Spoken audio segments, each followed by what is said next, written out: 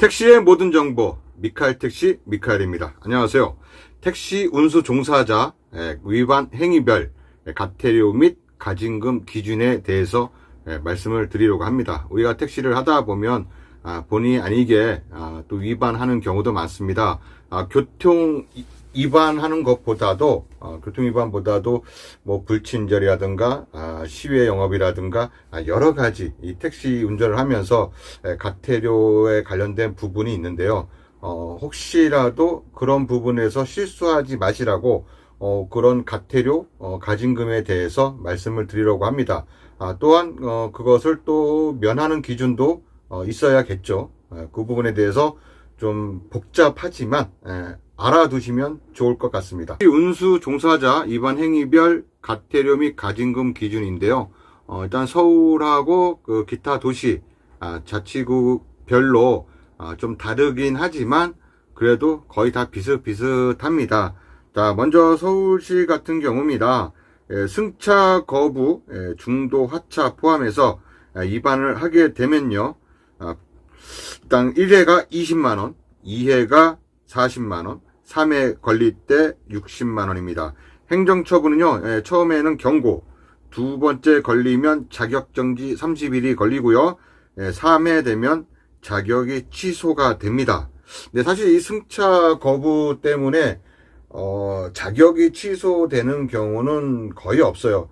단 그래도 한 2년 전인가 3년 전에 이 승차 거부로 인해서 개인 택시 자격 면허 취소된 적이 한 건 정도 있었습니다. 이분이 항소를 했었었는데 그래도 결국은 번복되지 않았습니다. 취소되는 경우도 있으니까 이것도 웬만하시면 승차 거부는 솔직히 안 하는 게 좋겠어요. 우리 택시들의 이미지도 있고 하니까. 그 다음에 부당요금 외국인이라고 하는데요. 이런 부분 같은 경우는 특히 뭐 이태원, 종로라든가 인천공항이라든가 김포공항 이렇게 좀 특수한 경우에 특수한 지역에서 이 외국인이 탔을 때 금액을 좀 말매다로 해갖고 받는 분들 계세요. 자, 이것도 마찬가지로 아까 말씀드린 승차 거부랑 같습니다.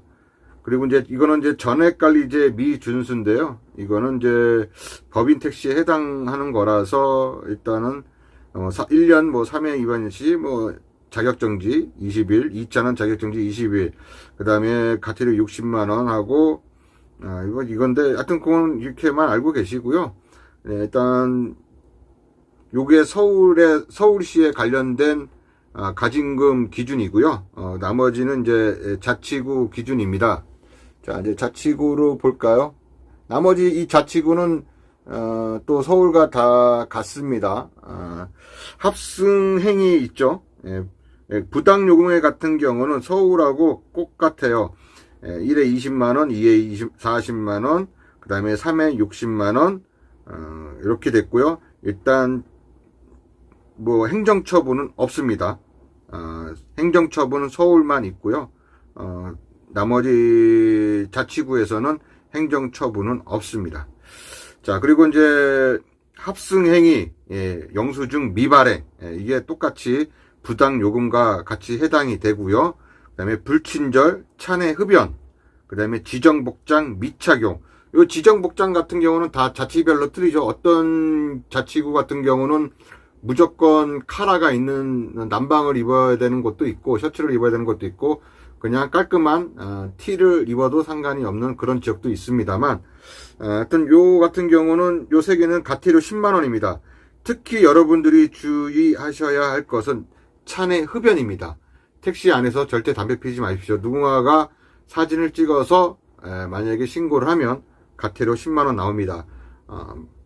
그리고 장기 정차 유치입니다. 이것도 뭐냐면은 어떤 지역에 갔을 때 뭐 콜 받는다고 이제 콜 골라 받는다는 거죠. 이제 콜 골라 받으려고 어딘가에 짱 박혀 갖고 이렇게 있는 경우도 이거와 같은 경우입니다. 그리고 또 시외 지역 갔을 때, 지역 갔을 때도 5분 이상 대기하면 물론 간의 영업으로도 걸리기도 하지만 또 이것도 장기 정차 여객 유치로도 걸리기도 합니다. 이것은 가태료가 1차 20만원, 2차 20만원, 3차 20만원. 이렇습니다. 걸리면 걸리는 대로 계속 20만원씩 내는 겁니다. 그리고 운전 자격 증명 미개시입니다. 자격증은 항상 조수석 앞에 승객이 잘 볼 수 있는 위치에 게시를 해야 되고, 또 조수석 헤드레스트 있죠. 그 부분 뒤쪽에도 뒷좌석에 앉은 승객이 잘 볼 수 있도록 게시를 해야 됩니다. 자, 이것도 어기게 되면요, 1차 10만원, 2차 15만원, 3차 20만원입니다. 자, 그리고 사업구역 위반이죠.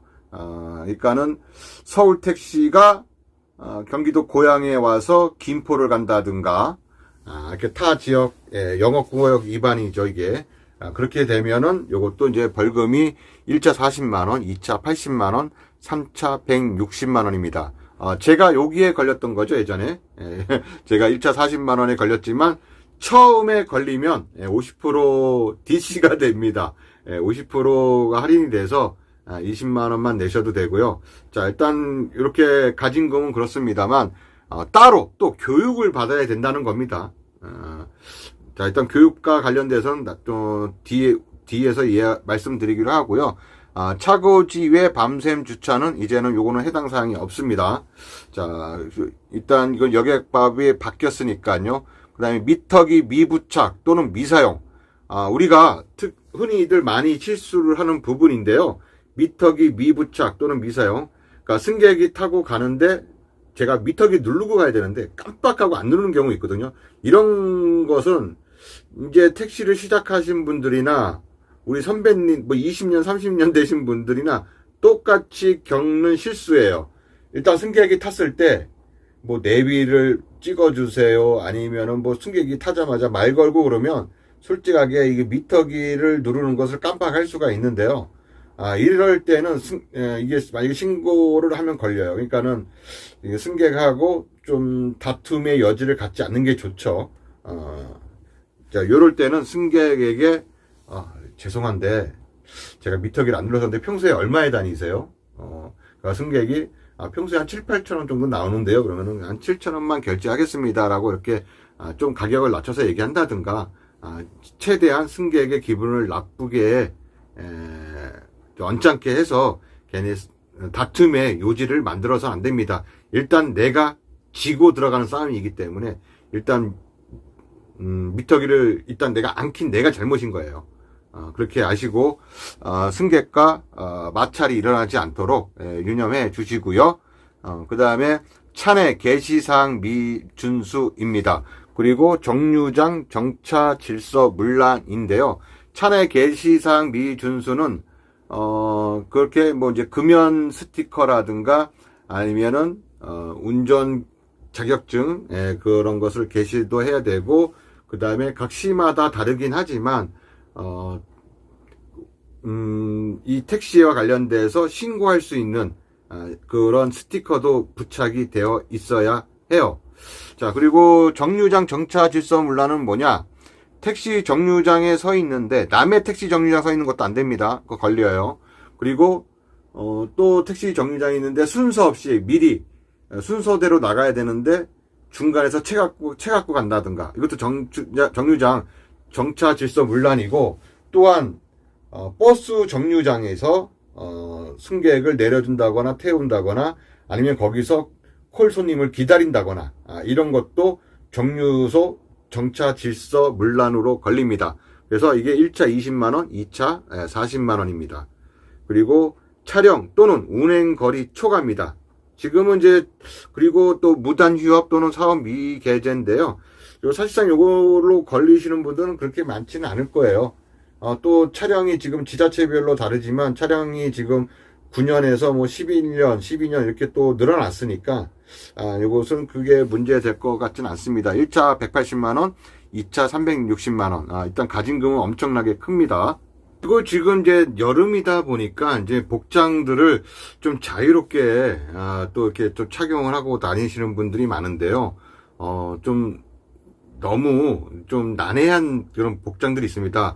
정말 꼴불견인 분들도 계세요. 그냥 그 삼선 스레빠, 그런 삼선 슬리퍼 이런 거를 신고 운전을 하신다거나, 난닝구 막 진짜 하얀 면티인데 막 누렇게 돼갖고 목 이만큼 늘어지고, 그렇게 반바지에 스레빠 신고 나와서 크게 담배 피면서 손님을 기다리시는 그런 분들이 계세요. 물론 이제 쉬시는 분들 있죠. 그냥 오늘 제가 쉬는 날이니까 이렇게 하고 다니시는 분들도 계시지만, 영업을 하면서도 그렇게 하시는 분들이 계시거든요.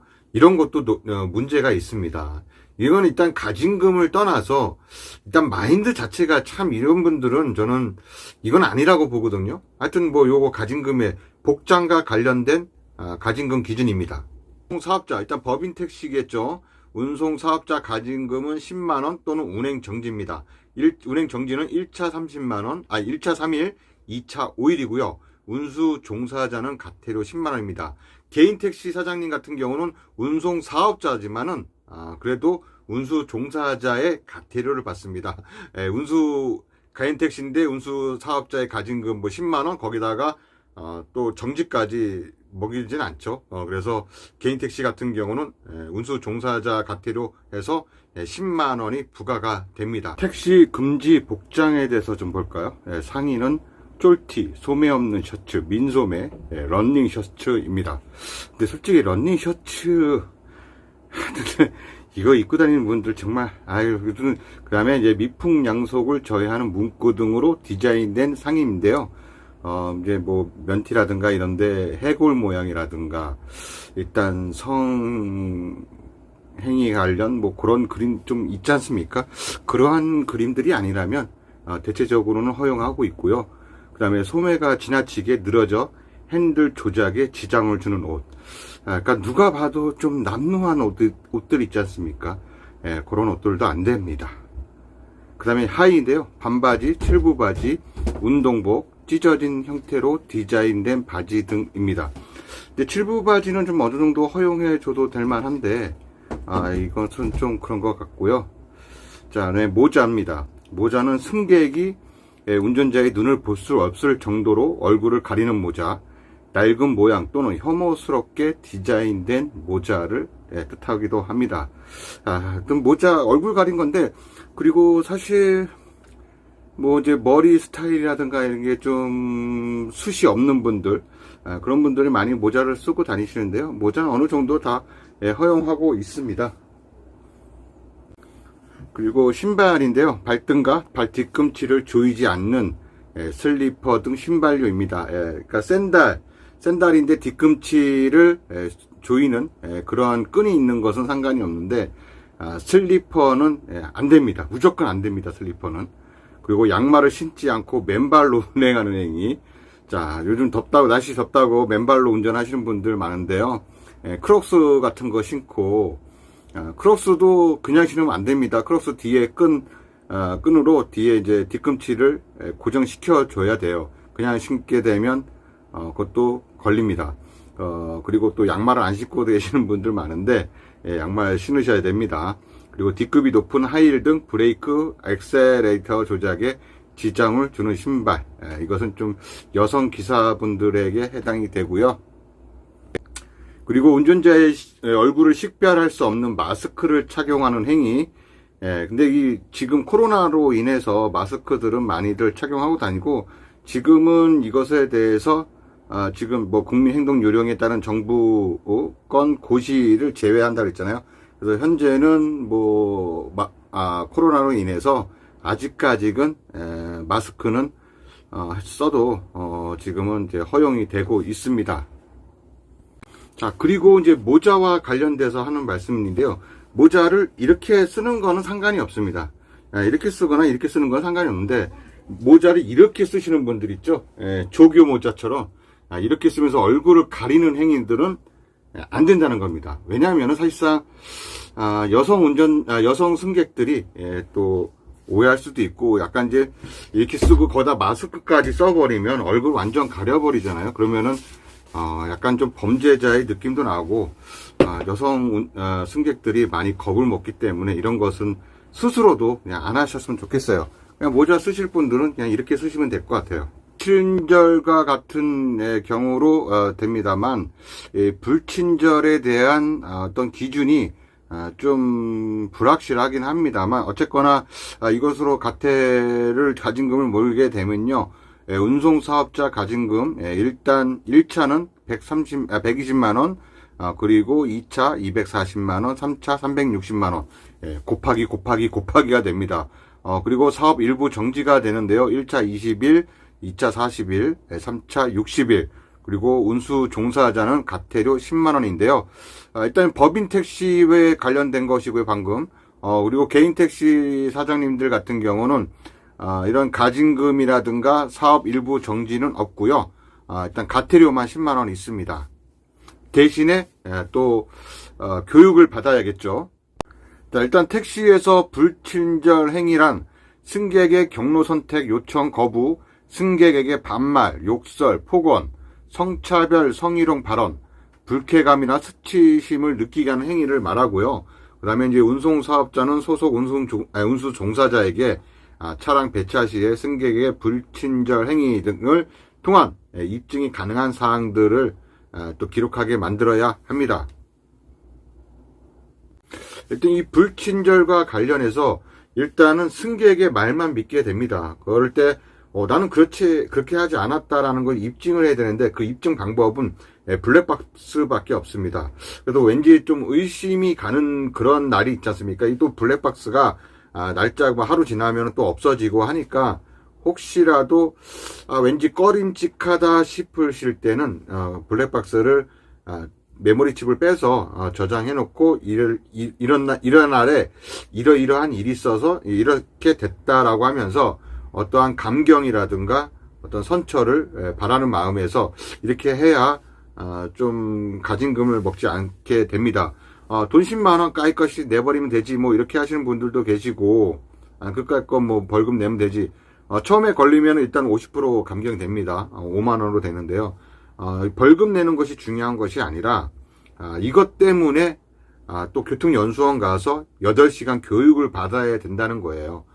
또 법인택시 기사 같은 경우는 또 매달 나오는 또 그 지자체별로 다르지만 또 법인택시 시지원금이 있죠. 이 시지원금도 6개월간 지급 정지가 됩니다.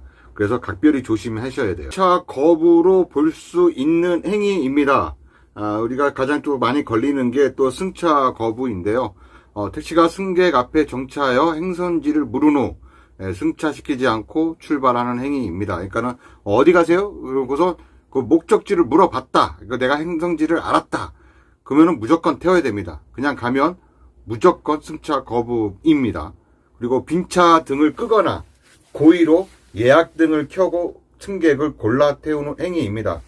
보통 이제 콜 많이 받고 다니시는 분들, 길손님 태우지 않고 콜로만 또 다니시는 분들이 많은데요. 그런 분들도 대부분 길손님을 태우지 않기 위해서 이 빈차 등을 끄거나 아니면 예약 등을 켜시는 분들 계시는데 이것이 발각됐을 경우에는 이것도 승차 거부로 신고 당하고 가태료를 낼 수가 있습니다. 그 다음에 행선지를 물은 후 단거리라고 승차시키지 않는 행위이고요. 이것은 뭐 아까처럼 행선지를 물은 후 승차시키지 않고 출발하는 행위랑 똑같습니다. 일단 승객의 행선지가 들었다. 무조건 가야 됩니다. 유턴할 수 없다며 건너가서 타라고 하는 거 이런 거 전부 다 승차 거부이고요. 승객이 밝힌 행선지와 반대로 간다면 승차를 거부하는 행위, 택시 호출에 응하고도 오지 않거나 못 간다고 핑계를 대는 행위입니다. 그러니까는 여러분들 또 콜 받고 나서 또 내가 취소하면 안 되니까 승객이 취소하길 기다리는 행위 있잖아요. 사실상 이것도 승차 거부에 해당이 됩니다. 택시 호출 시 요청한 목적지가 탑승 후 변경됐을 때 해당 승객을 하차시키는 행위이고요. 당초에 예약 목적지가 변경되어도 승객을 목적지까지 모셔야 함. 자, 이것이 바뀌었는데요. 지금 여기서 말하는 특히 우리가 좀 주의할 게 있습니다. 주의할 게 뭐냐면 여기서 마지막에 승객의 미터기 요금에 추가 요금을 잠깐만요. 여기 있죠. 승차한 목적지가 다르다고 했을 때, 그러니까는 승객이 왜 이렇게 거짓말로 콜 부르시는 분들이 있잖아요. 거짓말로 콜 부르시는 분들이 있는데요. 이런 분들, 그러니까는 집에 가는 발에 택시가 안 잡혀. 그래서 일부러 좀 장거리 호출을 부르고 아저씨 죄송한데 그냥 딴 데로 갑시다. 이렇게 했을 경우에 이것이 승차 거부냐 아니냐. 지금 서울시나 다른 지자체도 이걸 승차 거부로 본다고 했습니다만 막상 이제 이것을 행정소송 걸면 다시 우리가 이깁니다. 일단 판례가 있어요. 그 판례에서 이것은 택시를 좀 뭐랄까요, 기만하는 행위라고 해야 될까요? 그래서 이것은 법에서는 일단 택시에 손을 들어줬습니다. 그래서 목적지가 다를 때는 목적지에 거짓으로 콜을 부르고 다른 행선지를 갔을 경우에는 승차 거부에 해당되진 않습니다만 일단 이렇게 서울시나 다른 지자체는 승차 거부로 한다고 하지만 또 막상 또 그거를 처분을 받았을 때 행정소송 걸면 바로 택시가 또 이기긴 해요. 근데 많이 귀찮죠. 사실 엄청나게 귀찮잖아요. 그 행정소송을 건다는 것 자체도 시간적 소요, 금전적 소요가 많이 걸립니다. 그러니까 귀찮더라도 그냥 승객을 태우고 가는 것이 이게 나에게는 훨씬 더 그냥 이득이라고 보시면 될 것 같습니다. 자, 그리고 해차 가능한 골목임에도 들어가지 않고 여객을 하차시키는 행위입니다. 골목 같은 데 있지 않습니까? 골목 같은 데 들어갔는데 가서 돌아올 수가 없는 곳이 있죠. 그런 데서는 꽉 막힌, 그런 데서는 후진으로 나와야 되잖아요. 한참 후진으로 나올 때는. 그러니까 잠깐 후진해서 나가는 것은 상관이 없지만, 근데 장기가, 이게 좀 길게, 그걸 정확하게 정해지진 않았지만, 그래도 뭐 한 30m, 50m 정도의 후진해서 나가야 된다. 그러면 이것은 승객에게 해체할 곳이 없으니까 내려라. 라고 할 수는 있습니다만, 또 돌아서 나올 수도 있는 데거든요. 아파트인데, 이게 돌아서 나올 수 있는 그런 데도 있잖아요. 이것은 내리라고 하면 안 됩니다. 이거는 승차 거부에 해당이 돼요. 자, 그리고 승차한 일행이 하차 지점이 다른 경우, 선 하차 지점에서 일행을 모두 하차시키는 행위입니다. 그러니까는 우리가 흔히 싫어하는, 경유하는 승객들이 있죠. 뭐 4명이 타갖고 제각각 다 내려주고, 막 이런 거. 우리 기사들이 정말 싫어하는 건데, 이것도 법상으로 다 그렇게 내려줘야 합니다. 이것도 걸려요. 자, 그리고 승차 후 미터기 요금 외에 추가 요금을 요구하고 거부한 승객을 하차시키는 행위 등 이것도 다 승차 거부입니다. 특히 우리가 정말로 싫어하는 게 있죠. 왜 만약에 강남역에서 이제 호출을 했습니다. 강남역에서 호출을 해서 신사역을 간다고 호출을 불렀는데 근데 그 일행이 갑자기 또 종로를 간다 그래요. 그러면은 종로도 당신은 여기까지 간다고 했으니까 여기서 내려가 아니라 이 승객을 내려주고 목적지는 여기로 설정했다 하더라도 목적지가 만약에 종로라고 하면은 종로는 내려줘야 한다는 거죠. 하지만 그 목적지가 서울이 아닌 시외 지역은 거부해도 됩니다. 시외 지역은 거부해도 되지만 관내에서는 거부할 수가 없습니다. 무조건 승객의 목적지까지 가야 되는 거예요. 그런 경우가 좀 불가피한 거고 뭐 논두렁인데 완전히 왜 시골 같은 경우는 논두렁 많잖아요. 그런 논두렁에서 내려주고 빠꾸 못 하잖아요. 그런 데서는 못 간다고 얘기할 수 있지만 다 해차가 가능한 곳들은 무조건 다 승객을 목적지까지 무조건 가서 내려줘야 된다는 거예요. 골목이라 하더라도요. 이것은 다 승차 거부에 해당되니까 뭐 좀 가기 싫다고 하면 사람이 뭐 말 한마디로 철량빚을 갚는다고 승객과 잘 조율해서 손님 죄송한데 제가 이거 너무 복잡해서 못 들어갈 건데 죄송한데만 여기서 좀 내려주시면 안 될까요? 라고 좀 부탁하는 어조로 얘기하면 웬만한 승객들 다 들어주거든요. 아니면 또 몸이 불편하신 분들도 있을 것이고요. 그런 분들 또 데려다 주면 또 감사하다고 내리니까 또 그런 데서 또 어떠한 보람도 느끼시면은 좋을 것 같습니다. 다음은 승차 거부로 볼 수 없는 경우입니다. 서울 면허택시가 분당, 일산 등 서울 외 지역의 운행을 거부하는 경우입니다. 그러니까 시외 지역 가는 경우는 거부할 수 있다라는 거죠. 고양시 마찬가지로 고양시 택시가 서울을 거부하고 서울이나 김포, 파주 그런 데를 다 거부할 수 있습니다. 대신 통합사업구역은 서울택시 같은 경우는 강명시 위례에는 특히도 인천공항도 마찬가지고 김포공항도 마찬가지죠. 거부는 승차 거부에 해당이 되고요. 자, 그리고 고양시도 마찬가지입니다. 인천공항이나 김포공항의 공동사업구역은 서울, 김포, 인천, 광명, 부천, 고양 이렇게 되겠습니다.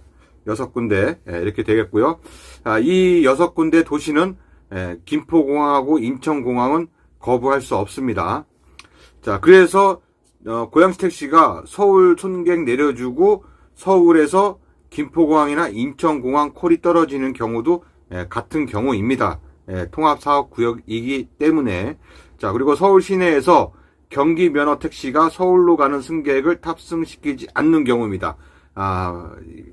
고양시 택시가 서울에 승객을 내려주고 거기서 다른 손님이 탑승했는데 강남에 손님 내려주는데 손님이 아저씨 종로 가주세요, 뭐 성북구 가주세요, 뭐 이런 거 안 된다는 거죠. 승차 거부로 해당 사항이 없다는 거예요. 대신 태우면 또 간에 영업이 되기 때문에 또 벌금 태워도 벌금이 냅니다. 그러니까는 무조건 본인이 속한 도시로 가는 승객만 태울 수 있어요. 자, 그리고 승객이 교통사고 위험이 있는 주행차로로 막고 막무가내로 승차하려는 행위 있죠. 대부분은 주치자들인데 택시가 안 잡히는 날 그냥 막무가내로 막 들어오는데요. 그것도 끝차선, 그러니까 1, 2, 3차선은 상관이 없습니다만 끝차선으로 가는 경우는 승객을 태우려고 가는 거라고 간주하고 거기서는 승차 거부로 봅니다. 그러니까 해당 차로의 통행이 진행되고 있는 경우에는 다 이거 승차 거부해도 돼요. 그 다음에 차를 막고 타는 경우죠. 그 다음에 행선지를 말 못할 정도로 만취 상태인 승객을 탑승을 거부하는 행위. 이런 경우 혼자 있을 때는 거부할 수 있습니다만 일행이 있을 때는 안 됩니다. 한 승객은 완전히 만취 상태이고 그 일행이 뭐 멀쩡하다면 가야 돼요. 혼자서 왜 그런 경우 있죠.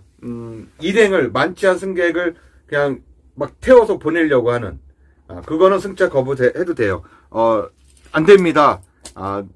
일행분이 같이 타셔야지 아니면은 이 승객을 태울 수 없습니다라고 하면서 승차 거부를 할 수 있습니다. 합법입니다. 그리고 운전자에게 위해가 되거나 혐오감을 주는 물건 등을 소지한 승객을 탑승시키지 않는 행위인데요. 요것은 사실상 조금 애매합니다. 그래서 뭐 이제 무기, 뭐 총, 뭐 칼, 이런 것도 안 되겠죠. 뭐 휘발유, 이런 것도 사실상 안 되고요. 근데 대충 대개 보면은 승객들이 뭐 가스란다, 휘발유 연료 같은 게 앵꼬가 나갖고 가까운 주유소 가서 그것을 사갖고 오는 경우 있잖아요. 그런 경우도 있는데 거부해도 상관은 없습니다. 예. 그리고 뭐 김치, 냄새나는 김치 막 이런 건데 사실 태워야 합니다만 심하게 김치 국물이 흐르고 막 그런다. 그러면 승차 거부해도 됩니다. 그리고 순서대로 탑승하는 승강장에서 앞차를 탈 것을 요구하는 행위. 이것도 되죠. 그러니까는 줄 서 있는 데서 이거 타시면 안 됩니다. 맨 앞에 줄 서 있는 택시, 맨 앞에 있는 택시를 이용하세요라고 해야지 본인이 태우고 간다. 그러면 정류장 질서로 해서 질서 문란을 해서 또 본인이 또 가태료를 먹을 수 있으니까 이런 것은 기본 아니겠어요? 순서대로 사는 건데 중간에서 가로채는 것은 이런 기본이니까. 자, 그리고 케이지에 들어있지 않은 애완동물과 동승하는 승객의 탑승을 거부하는 행위. 그러니까는 뭐 강아지나 고양이들 케이지 안고 그냥 안고 타는 승객들 있잖아요. 우리 강아지, 우리 애기 조금해서 괜찮아요. 그러면서 안고 타시는 분들이 있는데 승차 거부해도 됩니다. 이거는 뭐 본인이 뭐 애완동물을 좋아하시는 분들은 그런 거 그냥 거리낌 없이 그냥 괜찮아요 라고 태우시는 분들이 계시는데 저도 그래요. 뭐 때에 따라서 하여튼 거부할 수 있다라는 거. 그리고 교대 시간임을 공지하고 1시간 이내에 차고지에 입고한 경우도 승차 거부로 볼 수 없습니다. 그래서 이런 것도 있죠. 만약에 다니다가 집 방향으로 가는 승객을 태우고 싶어. 그래서 어디 가세요? 라고 물어볼 수 있습니다. 행선지를.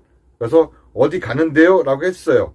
그래서 안 간다. 아이고, 나랑 가는 방향이 달라서 아이고, 죄송합니다. 이거 차고지 가는 방향입니다 하면서 거부를 했잖아요.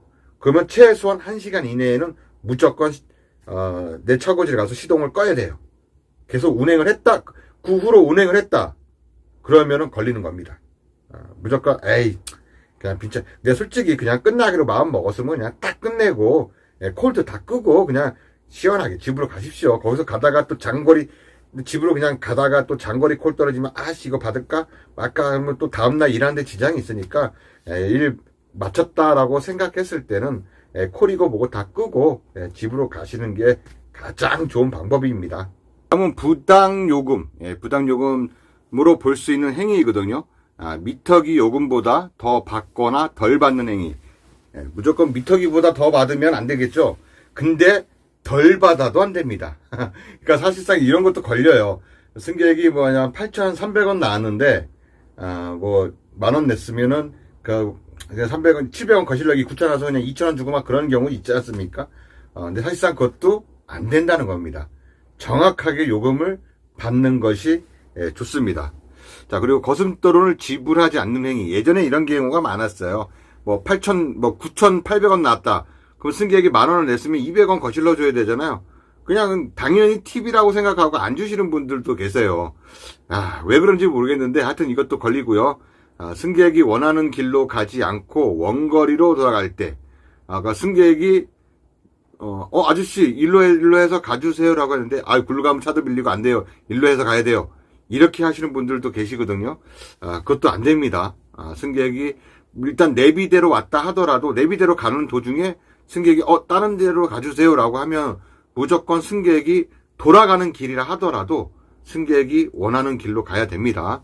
자, 그리고 승객의 동의 없이 임의로 장거리 우회 은행을 한 뒤에 요금 징수 행위. 그리고 이런 경우도 있습니다. 이런 경우 또 어떤 경우가 있냐면요. 일단 승객의 동의를 얻지 않은 경우이긴 하지만 이런 경우 있죠. 내비대로 운행하는데 어디선가 빠져야 되잖아요. 빠져야 되는데 모르고 이 빠지는 길을 잘못 안 빠졌을 때, 지나쳤을 때, 그러면 좀 돌아가야 되지 않습니까? 이럴 때는 승객한테 양해를 구해야 됩니다. 손님 죄송합니다. 저쪽에서 빠졌어야 되는데 제가 잘못으로 못 빠져나갔습니다. 그러면서 지금 미터기를 정지를 시키세요. 죄송합니다. 저 미터기는 정지시키고 그 다음에 요금도 이따 도착해서 좀 빼드릴게요. 죄송합니다. 라고 양해를 구해야지. 안 그러면은 나중에 문제가 될 수 있습니다.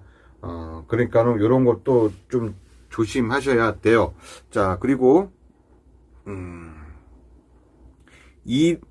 일행이 같이 탔을 때 일 목적지에서 먼저 일부 일행이 내린 뒤 택시 요금을 받은 다음에 또다시 미터기를 켜고 최종 목적지까지 운행하는 경우입니다. 그러니까 이건 경유하는 경우인데요. 이제 이런 경우 맞죠? 택시기사한테 미안하니까 아저씨 그냥 미터기 끊고 다시 해주세요. 승객의 요구가 있을 때는 괜찮습니다만 기사가 요구를 하면 안 됩니다. 도착했으면 여기서 끊고 다시 하세요. 이거는 안 된다는 거예요. 무조건 이것도 불법입니다.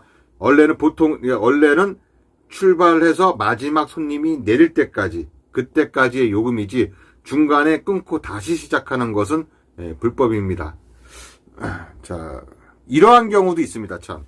승객이 아저씨 잠깐만요. 저기 가서 잠깐 가서 물건만 갖고 내려올게요. 했는데 미터기를 끄고 뭐 한다거나 이것도 안 됩니다. 다시 시작하는 것도 그냥 그대로 쭉 가야 되는 거예요. 그리고 또 이번에는 시계 외 할증 지역도 아닌데 할증 버튼을 누르고 운행하는 경우, 이건 당연히 안 되는 거 아시겠죠? 자, 그리고 승객이 탑승하여 출발하자마자 승객의 불가피한 사유로 바로 하차하게 될 게 운행을 거의 하지 않았음에도 단순히 택시를 탔다는 이유로 택시 요금을 요구하는 경우, 이런 경우가 있는데요. 자, 이것은 좀 논란의 소지가 있습니다. 일단 승객이 탔어요. 타고 미터기를 누르고 출발했는데 승객이 자, 죄송합니다 하셔서 내릴게요. 그럼 미터기 찍혔으니까는 내야지. 일단 택시를 타고 움직였으면 무조건 내야 된다는 입장도 있고요. 어느 정도까지는 하면 안 된다라는 입장도 있는데요. 요것은 좀 행정소송을 걸어서 해결하는 방법밖에 없습니다. 일단은 판례가 일단 택시를 특히 이제 길손님은 좀 안 되고 줄 서 있는 택시, 장기간 택시 정류장에서 대기했다가 승객이 타서 그 줄을 일탈을 했는데 승객이 개인 사유로 내린다고 했어요. 그러면 요금을 받아야 됩니다. 왜냐하면은 나는 이 승객을 때문에 다시 또 이 줄에 서 있거나 다른 데로 이동해 뭐 1시간 동안 물 먹게 되는 그런 경우이기 때문에 그런 경우에는 또 가능합니다. 그래서 그런 것 때문에 행정소송을 또 걸어서 해결하는 방법이 또 있는데 참 짜증나는 경우예요. 예. 자, 그리고 이번에 승객이 승차한 후 주행 버튼을 누르고 출발을 하여 하나 승객이 승차하기도 전에 이미 미터기가 작동되고 있는 경우 있죠. 야, 이런 경우도 있습니다. 이게 어떠한 경우가 이런 경우가 많냐면요. 대체적으로 콜 받고 갔을 때, 콜 받고 딱 갔는데 승객이 없어. 전화했더니, 예, 지금 내려갈게요. 그러니까 기다리니까 짜증나니까 미터기 켜고 기다리는 거야. 예. 그 승객이, 미터기, 죄송합니다만 미터기 켜고 기다리세요라고 하지 않았는데, 본인의 임의대로 켜고 기다리는 거. 사실 그 몇백 원 차이 안 나거든요. 근데 열받으니까 누르고 계시는데, 그것도, 부당 요금에 해당이 됩니다. 자, 그리고 목적지에 도착하여, 지불 버튼을 눌러야 하나, 정지 버튼을 누르지 않고 있다가 요금이 올라가 시비가 생기는 경우입니다. 손님, 아저씨 여기서 내려주세요 라고 하면, 지불 버튼을 눌러야 되는데 미정 내다가 100원 올라가고 200원 그러니까 100원 올라가는 경우 있잖아요. 그런 경우도 승차 부당 요금에 해당이 됩니다. 자, 그리고 이제 고장이나 교통사고 등 사업자의 기책 사유로 인해 운송을 완수하지 못한 경우에도 승객에게 요금을 받으면 안 되고요. 예, 이 같은 경우는 승객을 모시고 가다가 교통사고가 날 수가 있잖아요. 내가 가해자가 됐든 피해자가 됐든 간에 나의 이유로 승객이 목적지까지 못 갔을 경우에는 요금을 받으면 안 됩니다. 승객이 뭐 준다고 하면은 뭐 고맙긴 하지만, 하여튼 받으면 안 돼요. 그냥 내리시라고 하고, 나중에, 내가 피해자 있을 경우에는 그 요금까지, 상대방에게, 다, 청구해서 받아야겠죠. 하여튼 그런 경우죠. 하여튼 승객한테 빵꾸가 났다거나, 왜 그런 경우 우리가 자주 겪는 경우가, 타이어가 타이어 펑크가 났다거나, 아니면 교통사고가 났다거나, 아니면은, 나데이터라든가, 하여튼 무슨 문제가 생겨서, 차가 운행이 어려울 때 있지 않습니까? 이럴 때는 승객한테 요금을 받을 수 없어요. 단, 천재지변, 지진이 일어났다든가, 이러한 경우에는 받을 수 있어요. 마지막으로, 가태료가 아니라, 이거는, 승객이 우리 택시에게 어떠한 것을 잘못을 저질렀을 때 승객에게 요금을 청구할 수 있는 내용입니다. 차 안에 이제 구토한다거나 오물투기로 차량을 오염시킨 경우입니다. 일단 차량 구토는 이제 제일 많은 게 오바이트 하는 거죠. 차 안에 오바이트를 했거나 아니면 아까 말씀드렸듯이 음식물을 갖고 가는데 그 음식물을 차 안에 쏟았거나 그래서 이런 경우에는 15만 원 이내에서 세차 실비 및 영업 손실 비용을 받을 수 있습니다. 그러니까 15만 원까지 받을 수 있는데 이것도 사실상 잘 조율을 해야 돼요. 잘 조율을 해야지 이것을 법으로 얼마 딱 줘라 이것이 아니기 때문에 사실 15만 원 더 받을 수도 있거든요. 왜냐면은 앞좌석에 탔다가 앞좌석에서 하면은 그 기계 안에까지 싹 들어가면은 그 기계를 다 뜯어내서 해야 되기 때문에 비용이 더 많이 발생할 수도 있어요. 그래서 그러한 경우에는 사실 승객이 나는 못 줘, 백제라고 할 수도 있습니다. 이럴 때는 받을 방법이 사실상 되게 힘든데요. 이럴 경우에는 민사로 소송을 걸어야 됩니다. 근데 이게 또 소액 사건이다 보니까 기간도 되게 오래 걸리고요. 그러니까 웬만하면 승객하고 협박성보다는 약간 좀 뭐랄까 좀 잘 다독여서 받는 수밖에 없어요. 그러니까 좀 웬만하면은 좋게 해결하는 방향으로 해야 됩니다. 진짜 법대로 가면 진짜 시간적 소요 이런 거 많이 걸립니다. 뭐 어떤 분들은 괘씸하다고 하면서 민사소송 걸고 거기서 직접적으로 받는 분들도 계시는 한데요. 하여튼 잘 조율해서 받는 것이 그것이 저는 더 이득이라고 생각을 합니다. 뭐 저 사실 뭐 오바이트 한 거 한 2, 3만 원 받고 그냥 보내준 적도 많거든요. 안 받은 적도 있고. 자, 그리고 차량 및 차내 기물 파손 이런 것도 원상 복구 비용 받는 거고요. 목적지를 정확하게 알려주지 않거나 목적지 도착 후에 하차 거부로 경찰서, 파출소 인계 시에 거기에 대한 운임 및 영업 손실 비용도 받을 수 있습니다. 그리고 무임 승차, 무임 지불 거부, 도주, 그 다음에 부정한 방법, 도난, 분실카드 등으로 운임을 지불한 경우에는 당해 운임의 기본 운임의 5배를 부과할 수 있습니다. 이것도 다 모두 민사로 통해서만 받을 수가 있어요. 법적으로 뭐 벌금 얼마 이렇게 정해진 게 아니라 민사로 받을 수 있는 거라서 사실 법적으로 받기에는 좀 많이 힘든 부분이 있죠. 그리고 여기서 보시면은 세 번째 목적지를 그러니까 술 취해서 일어나지 않는 사람들 있잖아. 아니면 나 돈 못 줘 막 하면서 이제 실갱이가 벌어졌고 그래서 경찰을 부르지 않습니까? 그럴 때 그 해결될 때까지 요금을 지불할 때까지 미터기를 켜고 계속 운임이 올라갈 수 있게 그래서 나의 영업 손실을 최소화해야 됩니다.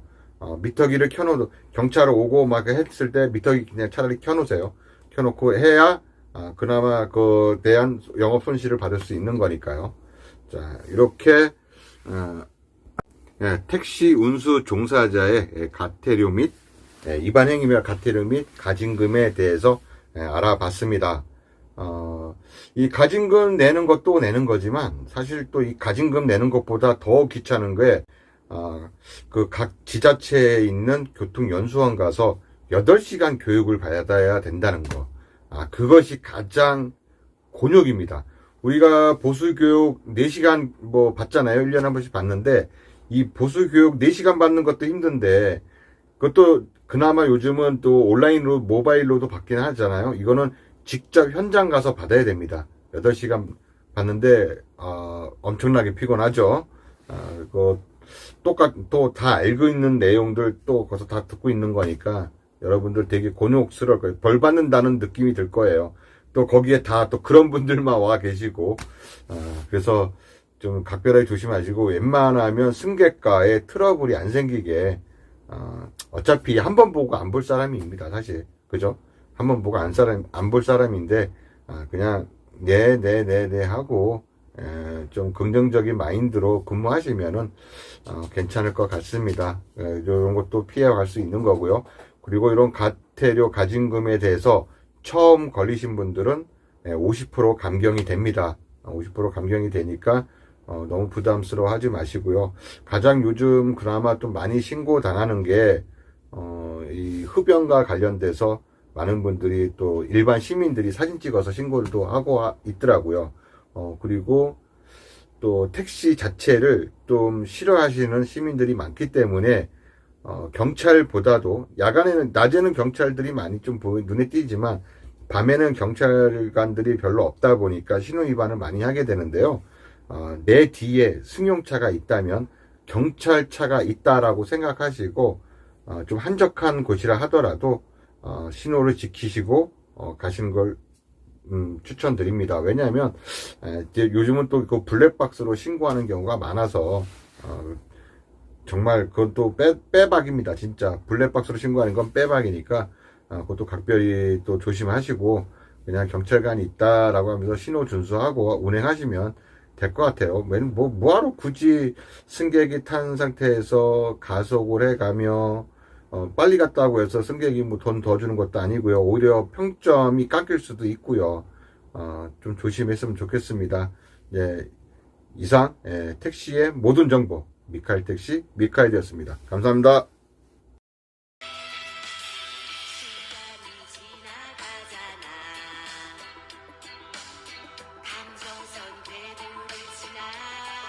시간이 지나가잖아.